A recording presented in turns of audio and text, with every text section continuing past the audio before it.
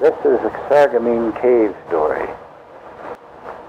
I had to take this officer up to the Sarreguemines caves where they had an infantry company as a outpost. They had a machine gun set over the only bridge. The town was cut in two by a river with one bridge across. And so to get to this outfit, you had to run and dodge down past the streets that overlooked or dead-ended into the river. Because if you didn't, the German snipers would get you. So it was a run, walk until you got up the outpost. The idea was to get up there and contact the Germans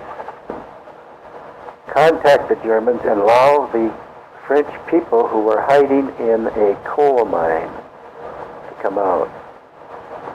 When the conflict started between us, they all went in there and hid, and our object was to get them to come out without the Germans shooting them.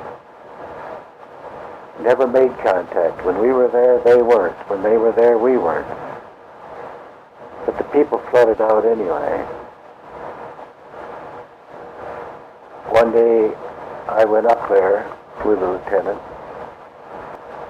until we had discovered a way by going through the cemetery that had a wall around it that saved a lot of this jumping and skirting and ducking. In the cemetery was some boards over some tombstones. On it were two bodies and a bent-over old man like you see in pictures, leaning on his chin on a cane. It was freezing weather. He started chattering at me and shaking his fist at me. I didn't know what he wanted. He pointed to the two bodies, and I went over there to look at them, see what he wanted. Both were young ladies my age, approximately. They were painted up like you would think dolls would be painted.